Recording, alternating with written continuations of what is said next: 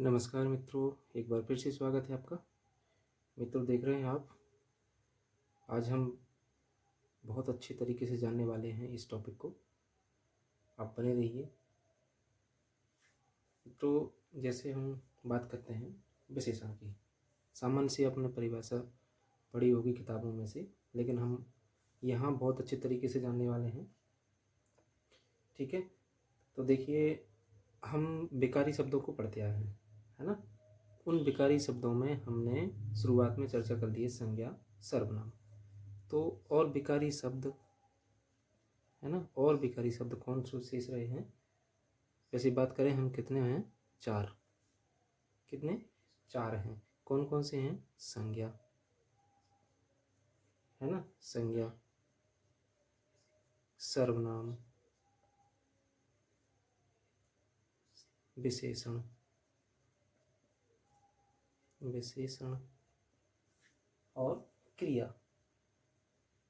ठीक है, ये 4 हम विकारी शब्द पढ़ रहे हैं और हमने पूर्व में जान लिया है कि ये 4 विकारी शब्द हैं।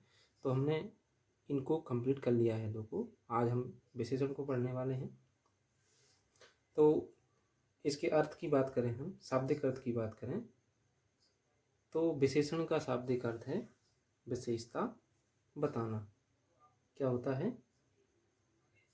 विशेषता बताना, है ना।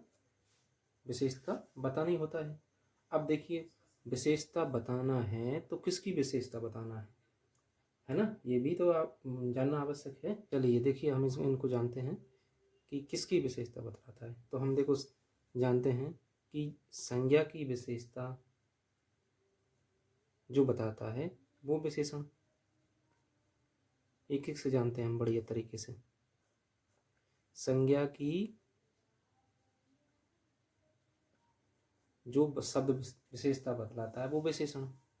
सर्वनाम की विशेषता बतलाता है वो विशेषण होता है ना, विशेषण। और विशेषण की विशेषता बतलाए तो उसे कहते हैं प्रविशेषण। प्रविशेषण या अंतर विशेषण, अंतर विशेषण। ठीक है, और क्रिया की विशेषता बतलाएं तो उसे कहते हैं क्रिया विशेषण।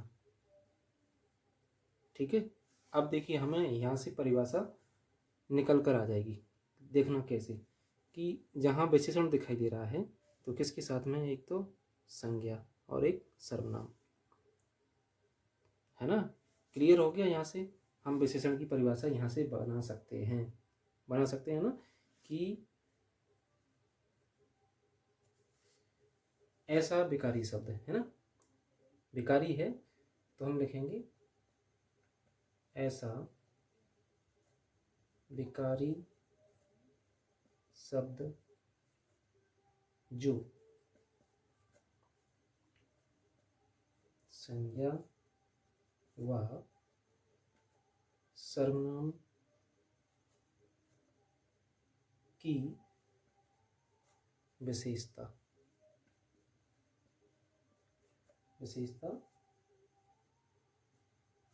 बतलाता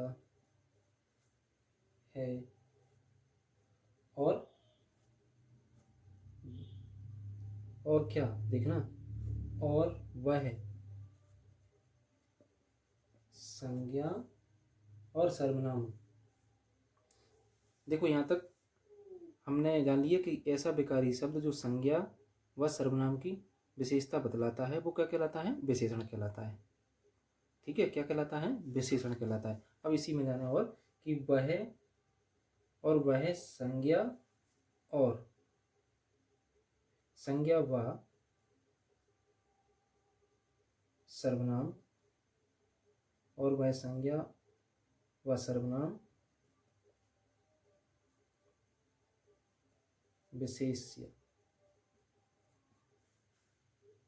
विशेष के नाम से जाना जाता है, जाना जाता है। देखिए अभी हम उदाहरण से समझेंगे बहुत अच्छे तरीके से कि ऐसा विकारी शब्द जो संज्ञा व सर्वनाम की विशेषता बतलाता है वो क्या कहलाता है, विशेषण कहलाता है।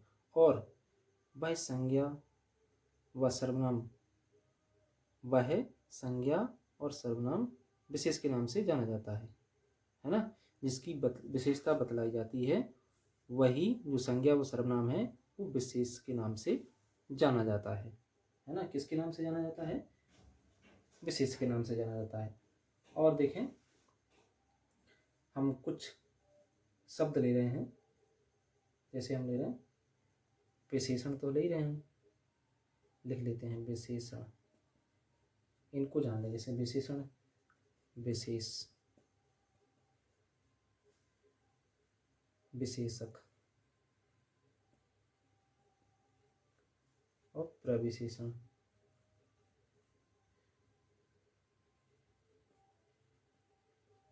ठीक है, तो हमने इसके बारे में जान लिया ना कि जो संज्ञा वो सर्वनाम होंगे विशेष कहलाएंगे। कौन कहलाएंगे, जिसकी विशेषता बतलाई जाए, है ना। इसके बारे में हम जान लें कि विशेष उसे कहते हैं, बिल्कुल संक्षिप्त में, कि जिसकी विशेषता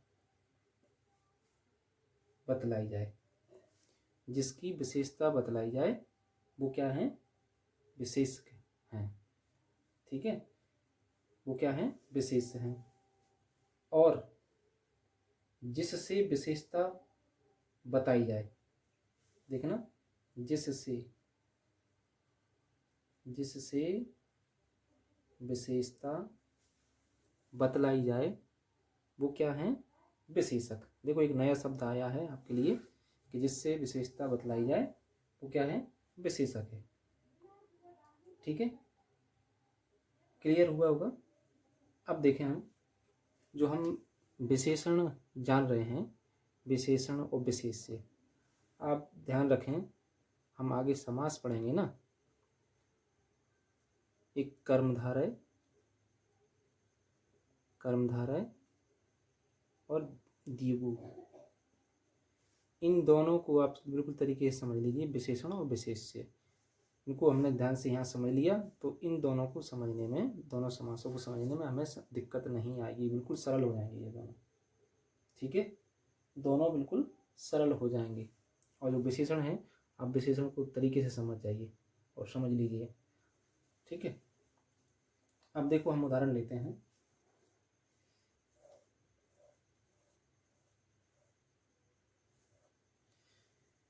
अभी हम इनकी चर्चा कर रहे थे कि जिसकी विशेषता बताई जाए वो क्या है, विशेष्य। जिससे विशेषता बतलाई जाए वो विशेषक कहलाता है। तो देखिए हम जैसे मान लीजिए कि सुंदर बालक। ठीक है, एक हमने उदाहरण लिया है कि सुंदर बालक। अब यहाँ आप बात करते हैं कि बालक यहाँ क्या होगा, विशेष्य। क्या होगा, विशेष होगा।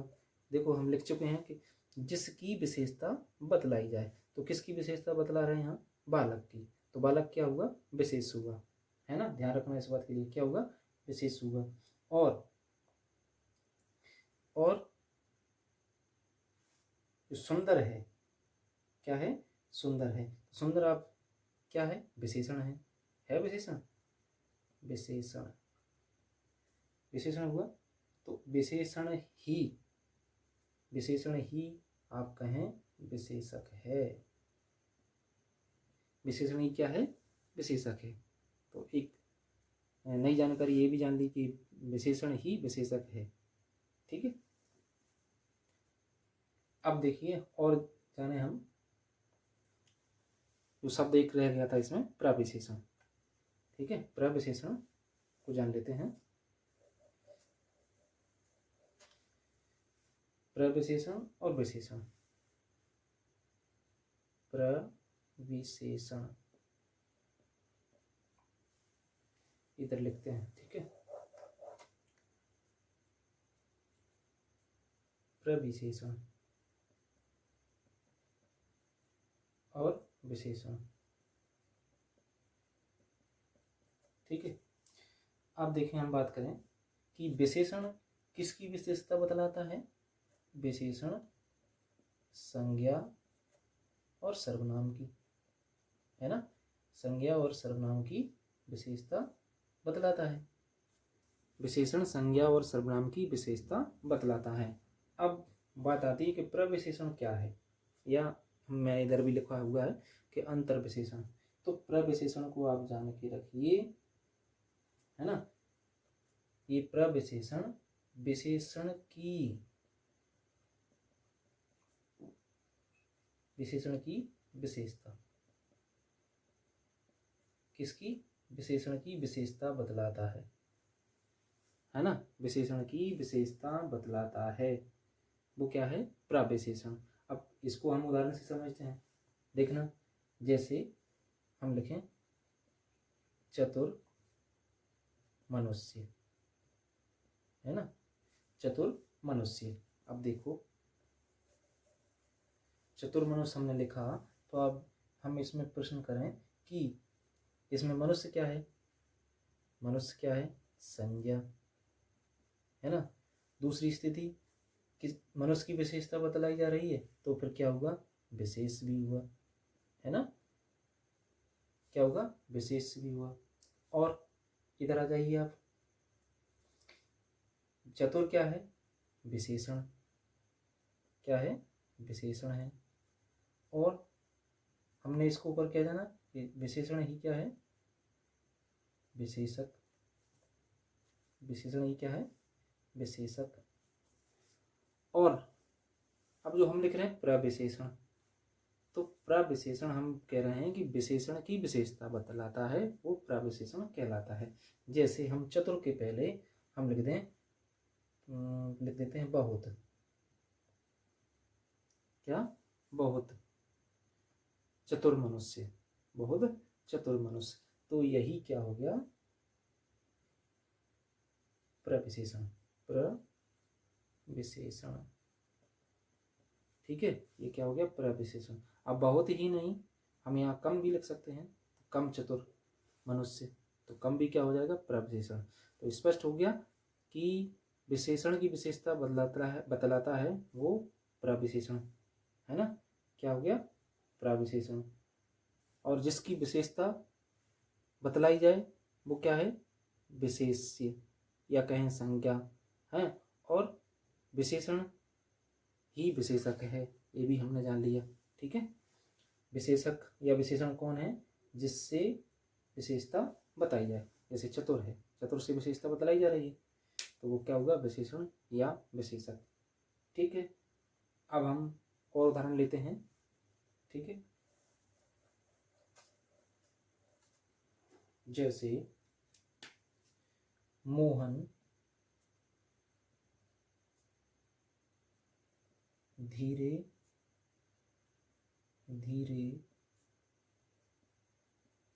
चलता है, मोहन धीरे धीरे चलता है। अब देखें हम यहाँ, मोहन यहाँ क्या है, आप देख रहे हैं, कर्ता हो गया, है ना, कर्ता हुआ। अब यहाँ धीरे धीरे आप देख रहे हैं, चलता जो क्रिया है उसकी विशेषता बतला रहा है ना।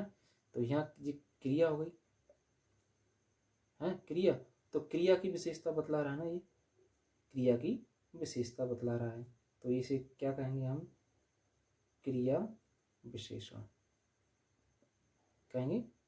लेकिन इसको हम बाद में जानेंगे, अभी हम क्या पढ़ रहे हैं, विशेषण। लेकिन देखना थोड़ा सा इधर और देखें हम, यहाँ हम क्या जोड़ दें, बहुत, धीरे धीरे से पहले बहुत जोड़ दें, तो फिर यहाँ क्या बन जाएगा जी, प्रविशेषण। क्या बन जाएगा, प्रविशेषण बन जाएगा। अब समझ में आ गया होगा। देखना कि मोहन धीरे धीरे चलता है, तो धीरे धीरे तो क्या हो गया, क्रिया विशेषण, क्योंकि क्रिया की विशेषता बतला रहा हैं, और उससे पहले हम बहुत या बहुत धीरे धीरे चल रहा है, तो यहाँ बहुत क्या हो गया, बहुत क्या हो गया, प्रविशेषण हो गया। ठीक है, बहुत क्या हो गया, प्रविशेषण। ठीक है, अब हम विशेषण के प्रकारों की चर्चा करने वाले हैं। ठीक है, चलिए, प्रकार, विशेषण के प्रकार। तो देखिए, सबसे पहले हम विशेषण का प्रकार पढ़ने वाले हैं गुणवाचक। कौन सा, गुणवाचक। दूसरा हम पढ़ने वाले हैं संख्यावाचक। कौन सा, संख्यावाचक। ठीक, तीसरा हम पढ़ने वाले हैं परिमाणवाचक।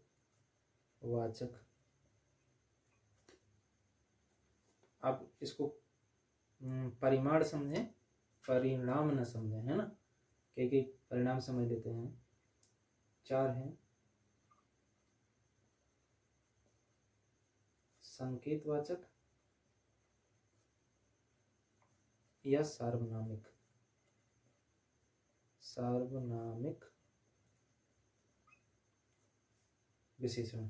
ठीक है, और देखिए, हम पांचवा भी पढ़ेंगे, व्यक्तिवाचक।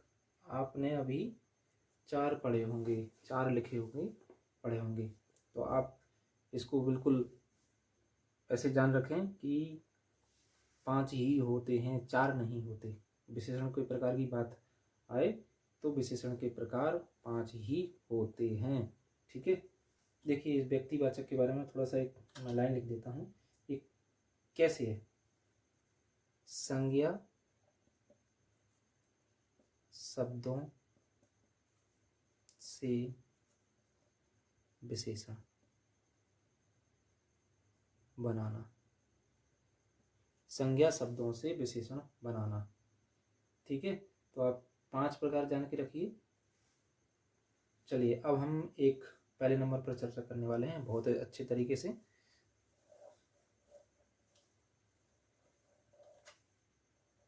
अब देखिए, यहाँ लिखा है गुणवाचक। देखिए, गुण के बारे में हम कह सकते हैं कि गुण अच्छा होता है, बुरा भी होता है ना। तो इन अच्छे और बुरे के साथ साथ में और कई प्रकार हम जानने वाले हैं इसमें। जैसे हम कुछ जान लें, के बारे में जानते हैं हम थोड़ा सा, कि जो शब्द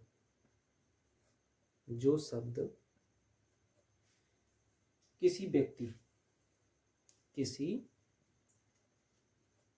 व्यक्ति या वस्तु के, कोई व्यक्ति हो सकता है या वस्तु के गुण दोष रंग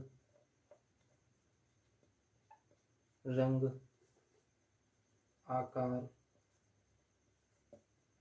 अवस्था, स्थिति,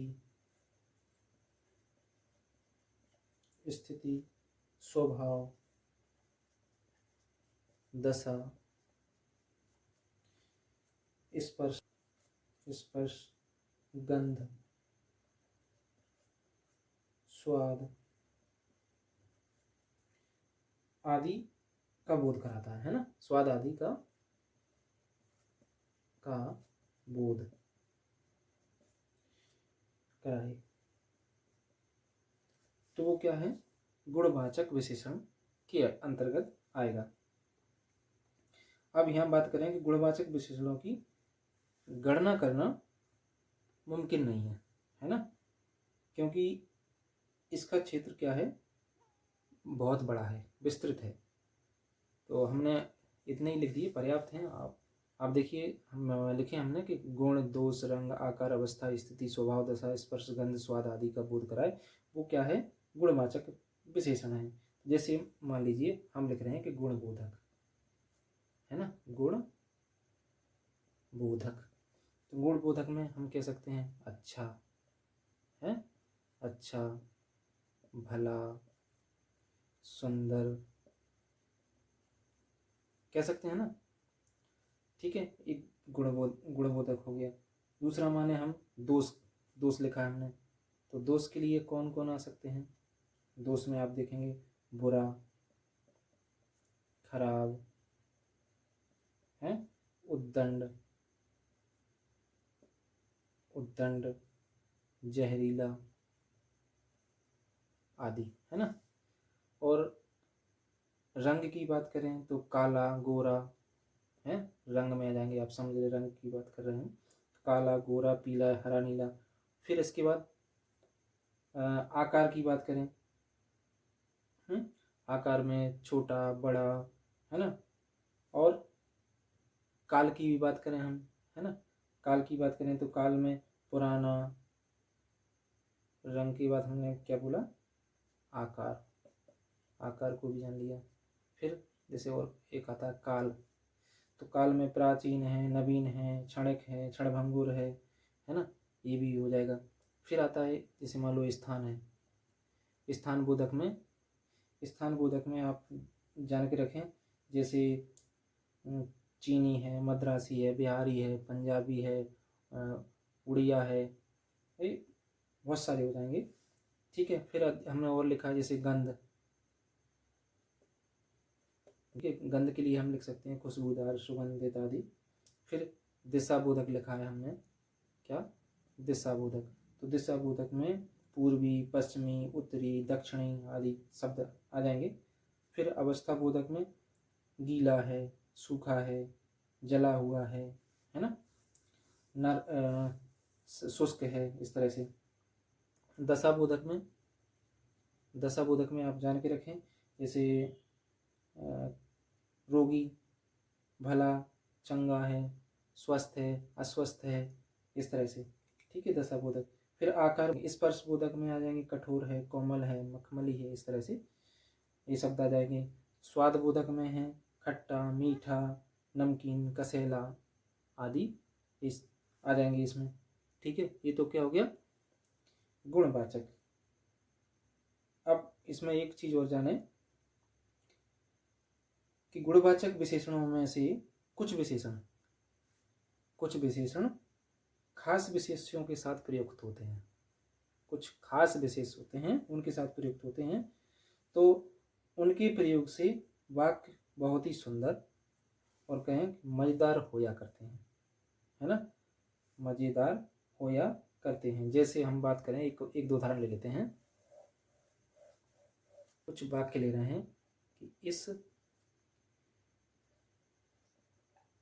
चिलचिलाती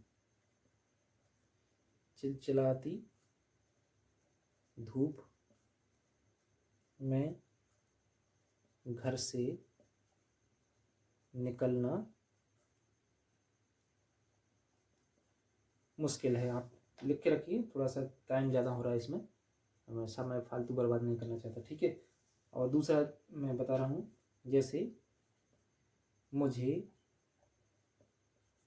लाल लाल टमाटर बहुत पसंद है, टमाटर बहुत पसंद है। और अगला लिख रहा हूँ मैं कि मीना के बाल बल खाती नागिन जैसे हैं। ठीक है, मैंने 3 वाक्य लिखे हैं, तो आप इन वाक्यों को देखो, पढ़ने से हमें पता चल रहा है। जैसे हमने पहले लिखा है कि इस चिलचिलाती धूप में घर से निकलना मुश्किल है ना। और हमने लिखा कि मुझे लाल लाल टमाटर बहुत पसंद है ना। और फिर हमने लिखा कि मीना के बाल बल खाती नागिन जैसे हैं। तो जो हमने वाक्य पढ़े हैं, तो इनमें एक चीज हम सामान्य रूप से देख रहे हैं कि जो विशेषण है, इनमें जो विशेषण दिखाई दे रहे हैं, जैसे ये लाल लाल है, चिलचिलाती है, बल खाती नागिन है ना। तो आप एक चीज नई जान के रखिए, इन्हें पदवाचक पदवाचक विशेषण कहते हैं। क्या कहते हैं? पदवाचक विशेषण कहा जाता है। ठीक है, चलिए अब हम अगले प्रकार पर जाने वाले हैं, उस पर चर्चा करते हैं। ठीक है, चलिए अब हमारा दूसरा प्रकार आता है संख्यावाचक, है ना, संख्यावाचक। स्पष्ट है, लिखा है कि संख्या है, तो हमें ज़्यादा सोचने के लिए मजबूर नहीं होना पड़ेगा। संख्या मतलब संख्या का बोध, है ना, तो हम लिख सकते हैं संख्या का बोध कराना। संख्या का बोध कराना किसका? विशेष्यों का, है ना, विशेष्यों का बोध होगा ना। जैसे हम लिख रहे हैं कि 10 लोग, कुछ बालक, तो इसमें विशेष्यों का बोध होगा। एक परिभाषा की बात करें कि वह विशेषण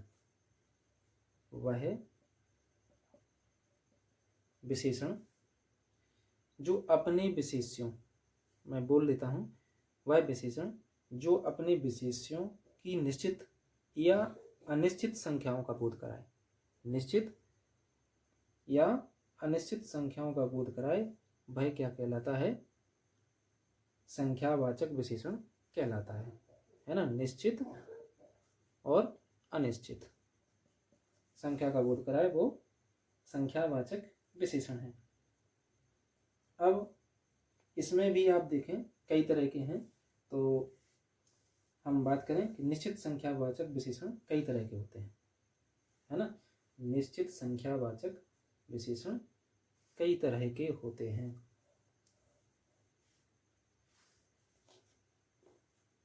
लिखते हैं निश्चित संख्यावाचक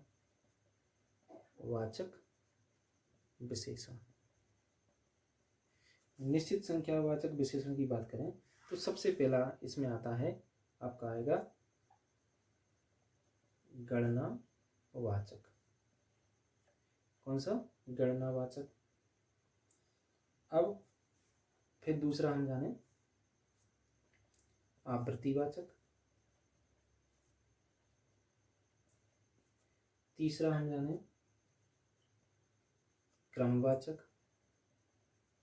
यहीं से प्रश्न बनते भी हैं, आप इनको थोड़ा सा ध्यान से देखें। इसमें समुदायवाचक। ठीक है, एक 4 है, मैं थोड़ा सा और बताऊंगा, कई कई गाइडों में अलग प्रकार से दिया हुआ है। तो जो मैंने पहले लिखा हुआ है कि गणनावाचक। ठीक है, तो गणनावाचक में आप एक तो पूर्णांकवाचक होगा, एक अपूर्णांकवाचक होगा। क्या होगा? पूर्णांकवाचक और अपूर्णांकवाचक। तो पूर्णांकवाचक में आप देखेंगे जैसे एक है, एक क्या है? पूर्णांक है।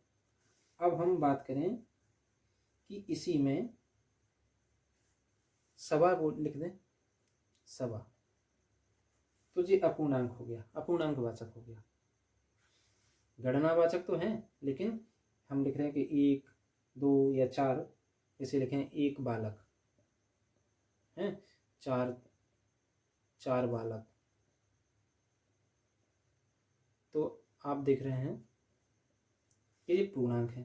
अब इसके बाद हम लिखें सवा रुपये, 2.5 रुपये, 4.25 रुपये, तो इस तरह से आप जान के रखें कि हाँ, गणनावाचक में 2 हैं, एक तो है पूर्णांकवाचक, है ना, पूर्णांक का बोध कराते हैं, और एक अपूर्णांक।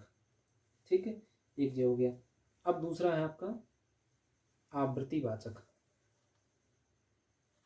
यहाँ भूल कर जाते हैं लोग बाग। तो देखिए, आवृत्तिवाचक में आप देखेंगे हम बोलते हैं कि 2 गुने, क्या बोलते हैं?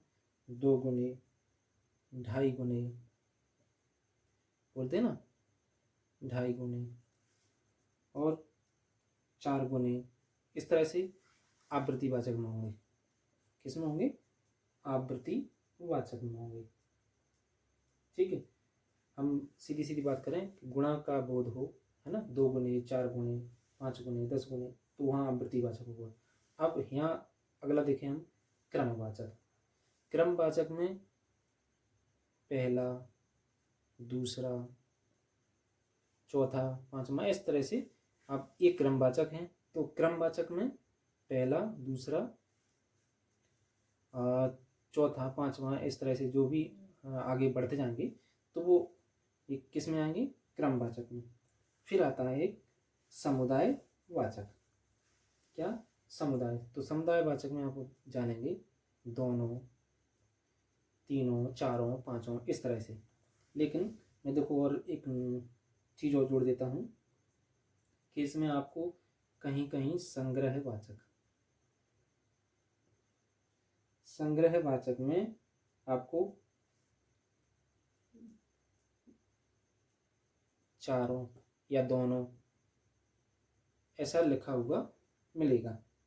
और जो समुदाय है ना, उसमें आपको ऐसा मिलेगा समुदाय में कि 1 जोड़ी चप्पल, 5 दर्जन कॉपियाँ, इस तरह से मिलेगा पढ़ने को। कहीं से मिलेगा, कहीं ना कहीं से तो। ठीक है, तो आप 4 जान के रखें, पर्याप्त हैं। और एक हो सकता है वो भी मिले आपके लिए, बीप्सा, बीप्सावाचक, जिसमें ऐसा आता है कि हर एक, प्रत्येक, इस तरह से। तो वो बीप्सावाचक हो गया, या प्रतीकवाचक भी कह सकते हैं उसके लिए। हमने जो तीसरा लिखा है परिमाणवाचक। ठीक है, परिमाणवाचक। तो परिमाणवाचक आप यहाँ जान के रखें, माप, तोल या मात्रा से संबंधित है। किससे संबंधित है? मात्रा, माप, तोल। किससे? माप, तोल आदि से। देखिए, ये माप, तोल है। माप, तोल की इकाई क्या है? हमें पता है कि मिलीलीटर है, लीटर है, किलोमीटर है, मीटर है, आदि हैं ऐसे, है ना, ग्राम है। मैंने क्रम से नहीं लिखा है, इधर उधर से हो गए हैं, तो आप उसको समझ के रखिए कि मुख्य बात है कि परिमाणवाचक माप, तोल से संबंधित है। ठीक है, किससे संबंधित है? माप, तोल से संबंधित है। अब इसकी हम परिभाषा की बात करें तो इसमें भी परिभाषा हम बनाएंगे तो कहेंगे कि वह विशेषण, वह विशेषण, वह विशेषण जो अपने विशेष्यों की निश्चित अथवा, अपने विशेष्यों की निश्चित अथवा अनिश्चित मात्रा का बोध कराए, है ना। इसमें भी तो हो सकता है कि अनिश्चित हो, निश्चित भी हो सकता है। तो इसके बारे में हम कह रहे हैं कि वह विशेषण जो अपने विशेष्यों की निश्चित अथवा अनिश्चित मात्रा का बोध कराए, परिमाणवाचक विशेषण कहलाता है। ठीक है, क्या कहलाता है? परिमाणवाचक विशेषण कहलाता है। जैसे हम उदाहरण ले रहे हैं कि 1 किलो केला। ठीक है, यहाँ लिख रहे हैं हम 5 किलोमीटर रास्ता है। अब देखो यहाँ लिख रहे हैं हम जैसे कुछ किलो केला। आप इसको देखें, इसको देखें तो जैसे 5 किलोमीटर रास्ता है तो निश्चित परिमाणवाचक हो गया कि नहीं? क्या हो गया? निश्चित परिमाणवाचक। और कुछ,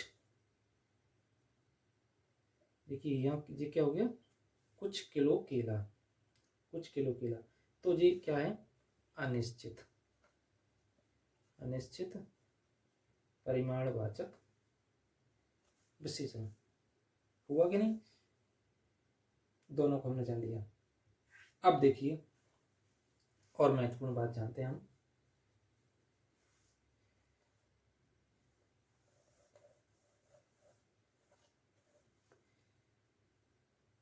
मैं लिख रहा हूं बहुत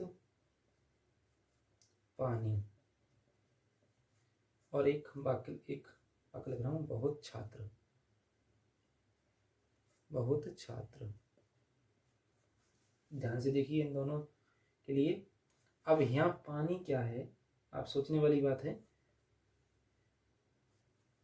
बहुत पानी, पानी को हम गिन सकते हैं क्या? नहीं गिन सकते, तो हम इसके लिए क्या लिखें? अगणनीय। किसके लिए? पानी के लिए अगणनीय। और छात्र हैं, छात्र क्या है? गणनीय है, गणनीय, गिन सकते हैं इनके लिए। अब हम थोड़ा सा एक प्रश्न बनाते हैं इसी में कि ये आप कैसे उत्तर देंगे। ठीक है, आगे की कक्षा में फिर और हम आगे जानेंगे। तब तक के लिए नमस्कार।